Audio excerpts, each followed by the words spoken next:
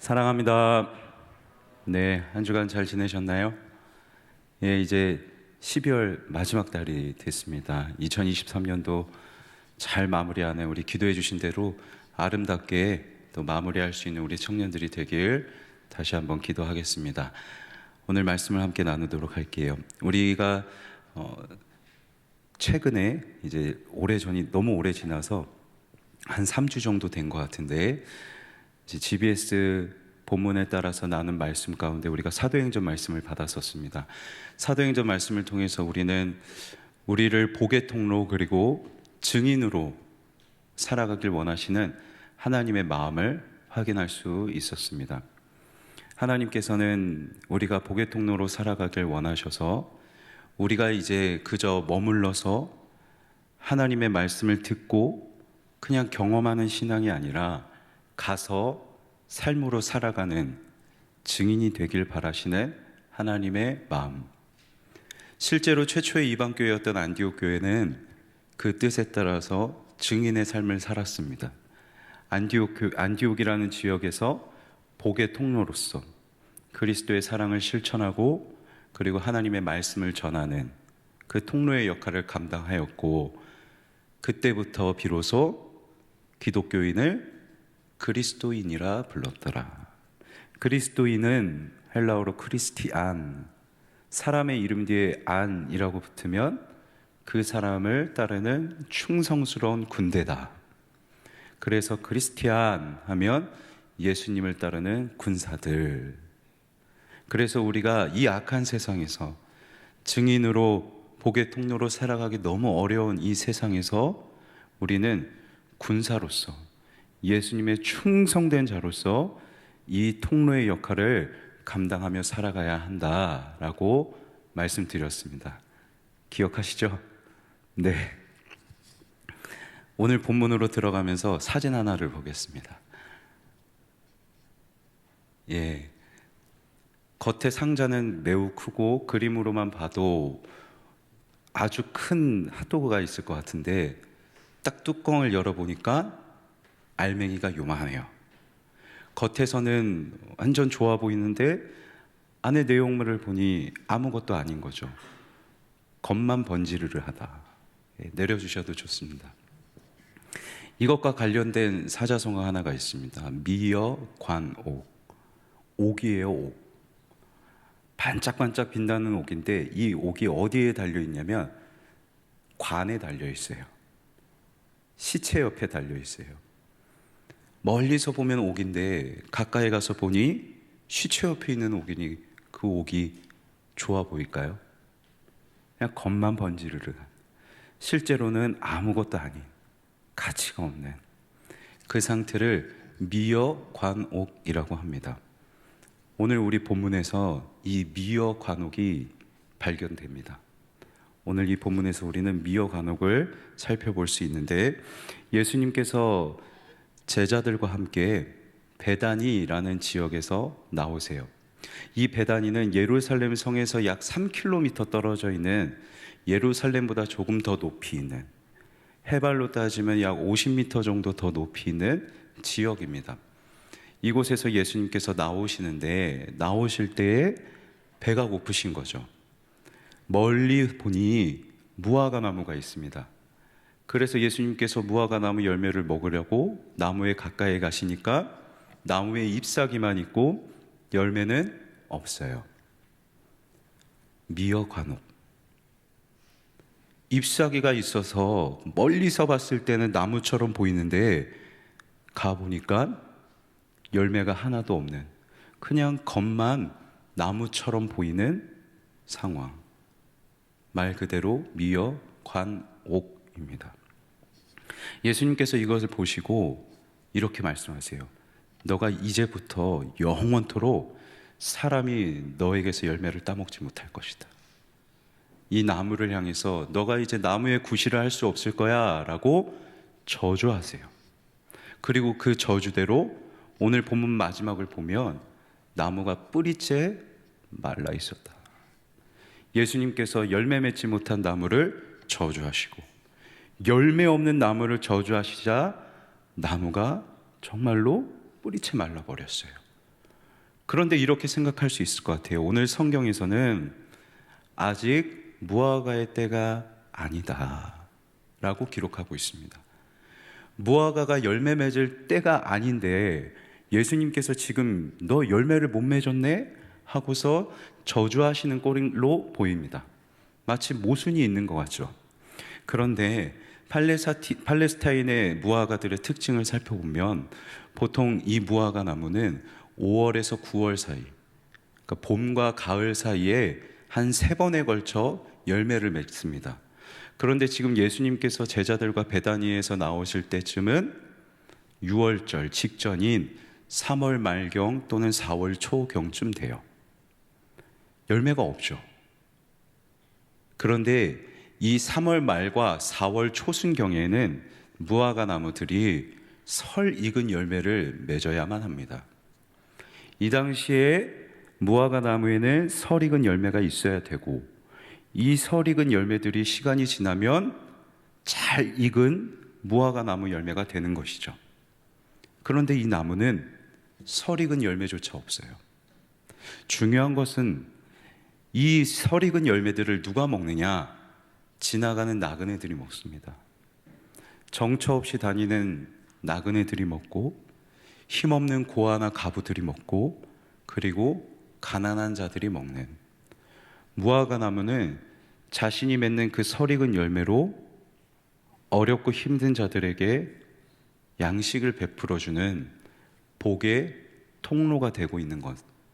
그런데 이 나무는 그 복의 통로의 역할을 감당하지 않고 있어요. 열매가 없어요. 심지어 열매가 없고 잎사귀만 무성한 나무들은 그 토지를 상하게 만듭니다. 그러니까 선한 열매는 없고 복의 통로는 아니고 오히려 그 땅의 토질만 상하게 하는 악의 통로의 역할을 하고 있는 것. 이게 지금 오늘 본문에 나타나는 이 무화과 나무의 모습이에요. 그래서 예수님께서 너는 더 이상 열매 맺지 못할 거다 하고 저주하고 계신 것이죠. 그런데 오늘 본문에 한 가지 더 미어관옥이 더 등장합니다. 화면에 사진을 한번 보실까요? 베다니에서 나왔을 시점에 앞을 보면 보이는 모습입니다. 말씀드린 것처럼 베다니는 예루살렘에서 약 50m 정도 더 높은 지역에 있다고 했잖아요. 베다니 앞에 나왔을 때 보면 저 예루살렘 성전이 보이는 거죠. 저를 보여주시죠. 이 당시에 예루살렘 성전은 앞에서 보신 성전과 다릅니다. 예수님 시대의 성전은 헤롯 왕이 지은 성전으로 3번째로 지은, 계속 무너졌다가 3번째로 지은 성전인데, 이 당시의 성전은 최초로 솔로몬이 지었던 때보다 더 크고 화려했다라고 기록되어 있습니다. 실제로 헤롯 왕은 매우 웅장하고 화려하게 이 성전을 지었습니다. 왜냐하면 헤롯 왕은 유대인 출신도 아니고 왕족도 아니었기 때문에 왕으로서의 그 정당성을 인정받는 게 쉽지 않았거든요. 그래서 유대인들에게 환심을 사기 위해서 이 예루살렘 성전을 화려하게 지었어요. 1000명의 제사장을 포함해서 2만 명의 일꾼들이 동원이 되었고 84년이 걸렸습니다. 건축하는 데만 84년이 걸렸고 온통 도금을 칠했어요. 온통 도금을 칠해서 모든 곳에서 봐도 다 빛에 와서 반사돼서 밝게 빛나 보이도록 화려하고 웅장하게 지은 것이 이 예루살렘의 성전이었던 것이죠. 겉에서 보면 매우 화려해요. 겉에서 보면 정말 성전답게 보여요. 그런데 이 성전 안으로 예수님이 가세요. 성전 안의 모습을 보세요. 성전의 겉도 보셨고 성전의 안도 보셨어요. 일산교회 청년부의 겉도 보시고 일산교회 청년부의 안도 보실 거예요.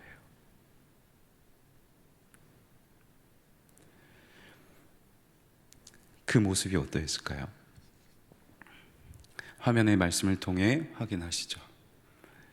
그들이 예루살렘에 들어가니라. 예수께서 성전에 들어가사 예루살렘 성전의 가장 주변 둘레를 이방인의 뜰이라고 합니다. 예루살렘 성전은 부분 나눠서 각 사람마다 들어갈 수 있는 구역을 나누어요. 이스라엘의 뜰 하면 이스라엘의 남성들만 들어갈 수 있고, 여인들의 뜰 하면 이스라엘의 남성과 여성들만 들어가고 이방인들은 들어가지 못합니다.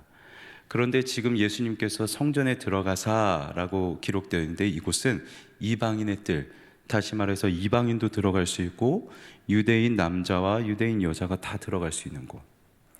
바꿔 말하면 가장 많은 사람들이 몰려 있는 곳에 예수님께서 들어가신 것이죠. 가장 많은 사람이 몰려있는 이 곳에 이방인의 뜰에 들어가서 예수님이 무엇을 하세요? 성전 안에서 매매하는 자들을 내쫓으시며 돈 바꾸는 자들의 상과 비둘기 파는 자들의 의자를 둘러엎으시며 아무나 물건을 가지고 성전 안으로 지나다님을 허락하지 아니하시고, 예수님께서 막 뒤집어 엎는 거예요. 가장 많이 사람들이 몰려있는 이 장소에서 의자를 뒤집어 엎으시고 지나다니는 걸 허락지 않으시고, 어찌 보면 막 난동을 피우고 계신 것이죠. 무엇 때문에 예수님께서 이렇게 분노하신 걸까요? 이스라엘 예루살렘 성전에서 매매를 하고 돈을 바꾸는 것 그 자체는 허용이 되었어요. 왜냐하면 말씀드린 것처럼 지금 시기는 유월절 직전이거든요. 수많은 사람들이 지금 유월절을 드리기 위해서 예루살렘 성전으로 모여드는 시기예요.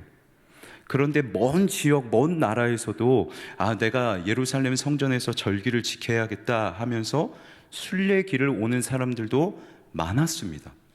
그런데 예루살렘에서 제사를 드릴 때 무엇이 필요해요?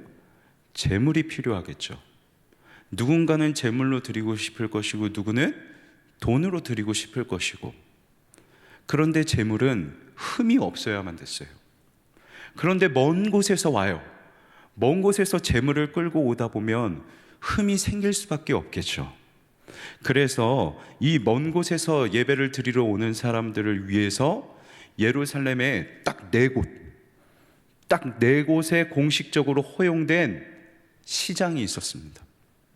흠이 없는 이 제물을 준비하지 못할 어려워할 이 사람들을 위해서 흠이 없는 제물을 살 수 있는, 그래서 양과 염소와 소와 가난한 사람들은 비둘기, 이걸 살 수 있는 장소가 네 곳이 정해져 있었는데 이게 벌이가 되는 거예요. 그래서 종교 지도자들이 꾀를 부리는 게, 이 사람이 가장 많이 몰려다니는 이방인인 뜰에다가 이 시장을 세워놓으면 우리가 이득을 좀 많이 챙기지 않을까 싶은 거죠. 그래서 허용되지 않았던 장소에도 시장을 세워요. 문제는 이것만이 아닙니다. 재물을 가지고 와요. 흠이 없어요. 그런데 그걸 검사하는 사람들이 얘 흠이 있어, 이거 안 돼. 그래서 억지로 막 사게 해요. 탈무드에 의하면 가난한 사람들이 사야 될 비둘기의 원래 가격의 100배 넘게 받았다라는 기록들이 있습니다.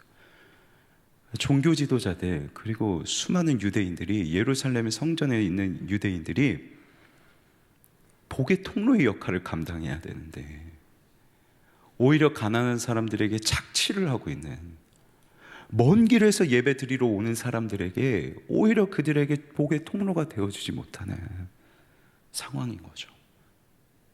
환전을 하고 싶어요. 예루살렘 성전엔 법이 있었는데 하나님께 헌금을 드릴 때 이스라엘 화폐인 두로 화폐로만 드려야만 했습니다.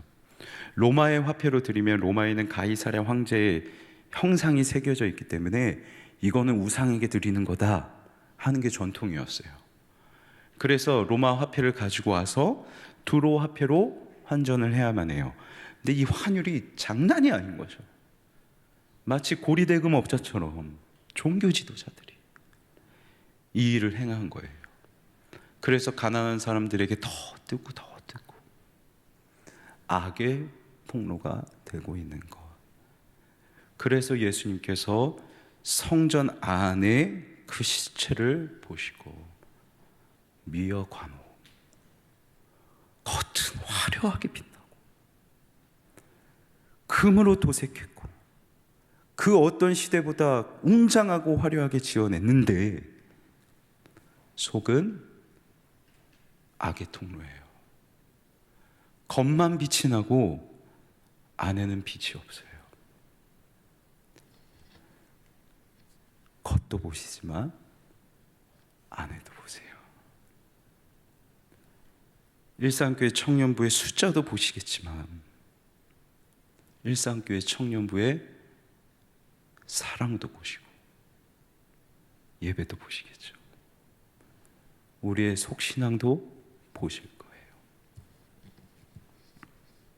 무화과 나무와 다르지 않습니다. 겉에 잎사귀가 무성했지만 설익은 열매조차 없어서 가난한 자들에게 먹잇거리 주지 못했던 그 무화과 나무와 겉은 화려하게 빛이 났지만 그 안에서 가난한 자들, 약한 사람들을 착취하고 있던 이 예루살렘 성전의 종교 지도자들이 다르지가 않은 거죠. 그러면 분명 예수님께서는 너는 영원토록 너에게서 사람들이 열매를 따먹지 못할 거다라고 저주하셨어요. 미어 관옥과 다름없는 무화과 나무를 향해 하나님께서 저주하셨어요. 그러면 이 저주는 나무를 향한 저주일까요? 나무를 향한 저주이기만 할까요? 아니요. 오늘 본문이 시사하는 바는 무화과 나무를 향한 저주는 열매 없는 복의 통로의 역할을 감당하지 않은 예루살렘의 성전을 향한 저주예요. 하나님께서 심판을 예고하시는 거예요. 너희는 이제 복의 통로의 역할을 감당할 수 없다. 정말로 다 쫓아내시잖아요. 성전에서 다 쫓아내세요. 여러분, 여기 쫓아내다라는 단어가 성경에 다른 한 군데 더 기록되어 있거든요. 귀신을 내쫓으시다. 미어 관옥, 열매 없는 이 종교 지도자들을 향해서 예수님 귀신처럼 보시는 것. 귀신을 내쫓듯 이 종교 지도자들과 유대인들을 성전에서 내쫓는 것이죠. 그리고 물건을 성전 안에서 가지고 다니는 것을 허락하지 아니하시고, 여기 물건은 예배드리는 데 사용하는 도구들, 그러니까 예배드리지 못하게 하시는 거예요. 성전의 기능을 빼앗고 계세요. 종교 지도자들을 내쫓으면서 이제 그들도 복의 통로로서의 역할을 빼앗고 계신 것이죠. 이게 무화과 나무를 향한 저주, 그리고 미어 관옥인 예루살렘을 향한 종교 지도자들, 유대인들을 향한 하나님의 저주. 분명 하나님께서는 우리 사람을 통하여서 이 세상이 하나님 나라 되길 원하세요. 하나님의 사랑이 우리를 통해서, 우리 사람을 통해서 전해지길 원하시고, 하나님의 말씀 또한 우리 사람을 통해서 각 사람들에게 전파되기를 원하셔요. 그래서 아브라함이라는 사람을 부르셨고, 요나도 부르셨고, 수많은 선지자들도 부르셨던 거죠. 그리고 역시 종교 지도자들 역시 그 복의 통로가 되길 원하셨어요. 그런데 그 기능을 감당하지 못해요. 그러면 하나님의 뜻은 물거품이 된 걸까요? 아니요. 하나님은 계속해서 이 세상이 하나님 나라 되길 원하세요. 그래서 하나님이 이 땅에 오셔서, 하나님이 육신으로 이 땅에 오셔서 직접 행하신 일이 있습니다. 바로 제자를 세우세요. 새로운 복의 통로, 새로운 증인으로 살아갈 제자들을 세우기 시작하세요. 제자들이 바다에서 그물을 기르고 있습니다. 물고기를 잡고 있는데 밤새도록 그물을 던졌는데도 물고기가 잡히지 않아요. 예수님께서 찾아오셨어요. 야, 깊은 곳에 가서 그물을 좀 던져봐라. 깊은 곳에서 그물을 던지면 안 되거든요. 왜냐하면 끌어올릴 때 물고기들이 다 빠져나가요. 그래서 깊은 곳에서 그물을 던지면 안 돼요. 그런데 예수님께서 그 말도 안 되는 명령을 하셨지만 베드로와 어부들이 순종하여서 말씀대로 했더니 그물이 찢어질 정도로 물고기가 잡습니다. 그물이 찢어질 정도로 넘치는 물고기들이 잡혀요. 물고기들이 막 날뛰고 있는 그 상황에 예수님께서 제자들에게 이렇게 말씀하세요. 화면의 말씀을 보자. 예수께서 이르시되 나를 따라오라. 내가 너희로 사람을 낚는 어부가 되게 하리라 하시니. 넘치는 물고기들처럼 밤새도록 물고기를 잡으려 하였지만 열매가 없었어요. 그런데 예수님이 하라는 대로 따라 했더니 물고기가 수없이 잡혀요. 나를 따르라. 내가 너희로 사람을 낚는 어부가 되게 하리라. 예수님을 따라 예수님의 제자가 되면 저 물고기들이 수없이 잡히게 된 것처럼 너희로 하여금 사람을 낚는, 사람을 살리는 수없이 많은 열매를 맺는데 내가 반드시 너희를 사용할 것이다.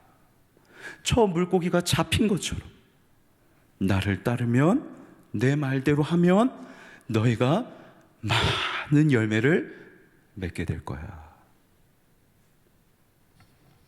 라고 예수님께서 말씀하시는 것이죠. 마찬가지로 예수님은 저와 여러분을 이 시대의 복의 통로, 그리고 이 시대의 증인으로 세우셨습니다.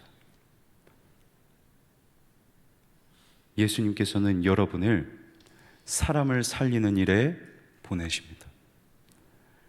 약한 사람을 괴롭히고 남들을 돕지 않고 그저 내 이득만, 내 감정만 챙기는 사람이 아니라 그리스도께서 우리에게 보여주신 그 사랑, 섬김, 나눔, 이 실천을 통해서 여러분이 속해 있는 여러 세상에서 복의 통로로, 그리고 증인으로 살아가는 사람으로 여러분을 새롭게 세우신 것이죠.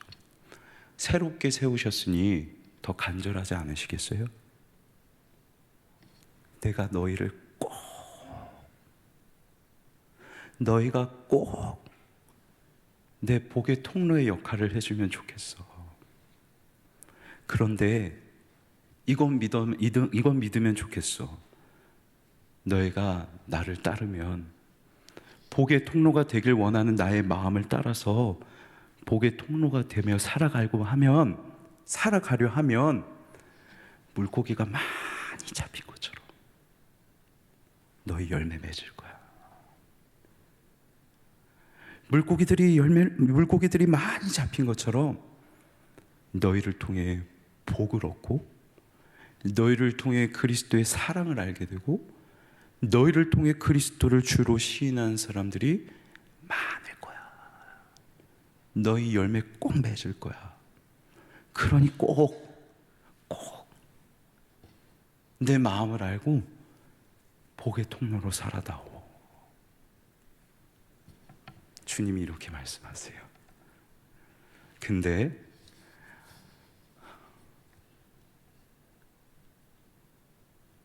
가능할까요? 자신 있으세요? 주님이 하신 말씀 한 구절을 더 살펴보죠. 나는 포도나무요 너희는 가지라. 그가 내 안에 내가 그 안에 거하면 사람이 열매를 많이 맺나니 나를 떠나서는 너희가 아무것도 할 수 없습니다. 내가 그 안에 거하고 그가 내 안에 거하면 사람은 많은 열매를 맺는다. 예수님과 우리가 딱 붙어 있으면 예수님께서 우리가 복의 통로의 열매를 많이 맺을 수 있도록 우리를 도우시고 채우시고 능력을 주셔서 너희가 열매를 많이 맺을 거야 라고 말씀하세요. 그러면 여기서 질문이 있습니다. 우리는 하나님 안에 거하고 있는 사람이 맞습니까? 우리는 지금 예수님과 쫙 붙어 있는 사람이 맞습니까? 나는 아니라고 대답할 수 있을 것 같아요. 나는 아니라고 대답할 수 있어요. 왜냐하면 나는 떳떳하지 않거든요. 그런데 예수님은 그게 아니래요. 이미 예수님은 선포하셨어요.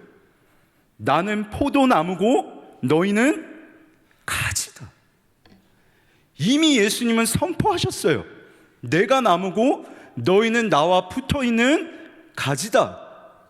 나는 주님 앞에 붙어있지 않는 사람 같지만, 나는 주님 보시기에 합당하지 않은 사람 같지만, 나에게는 복의 통로요 증인으로 감당할 만한 재능도 능력도 성실함도 신앙도 나에겐 없는 것 같지만, 주님의 눈에는 여러분 모두가 포도나무이신 그분에 딱 붙어있는 가지다.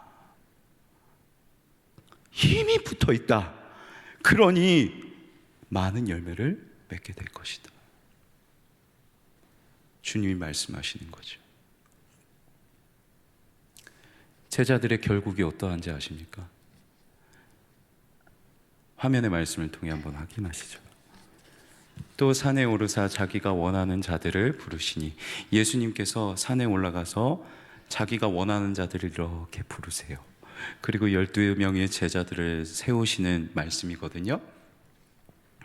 시몬에게는 베드로란 이름을 더하셨고, 또 세베대의 아들 야고보와 야고보의 형제 요한이니 이 둘에게는 보아너게 곧 우레의 아들이란 이름을 더하셨으며, 또 안드레와 빌립과 바돌로메와 마테와 도마와 알페오의 아들 야고보와 및 타데와 가나나인 시몬이며, 또 가룟 유다니 이는 예수를 판 자더라. 여러분, 12명의 제자들을 예수님께서 세우세요. 그런데 이 12명의 제자들이 다 달라요. 잘 아시는 것처럼 성격도 달라요. 베드로의 성격은 다 아시죠? 예.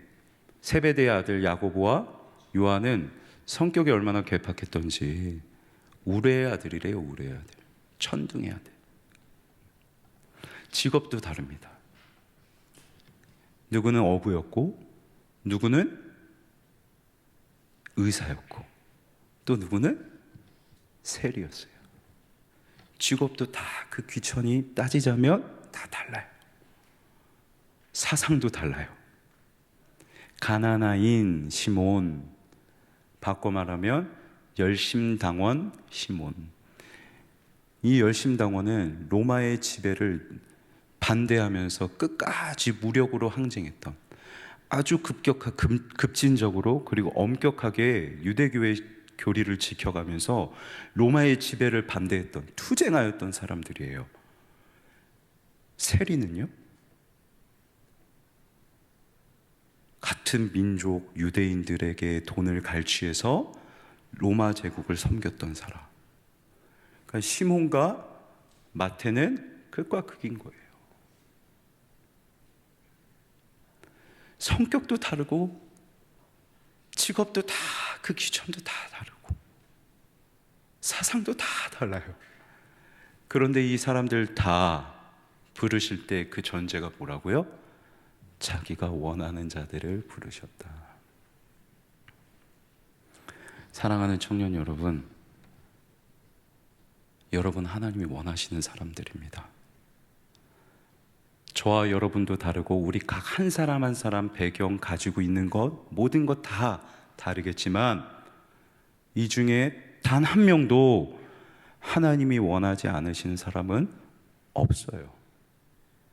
여러분 모두가 하나님께서 진실로 원하시는 사람을 믿으시길 간절히 소망합니다.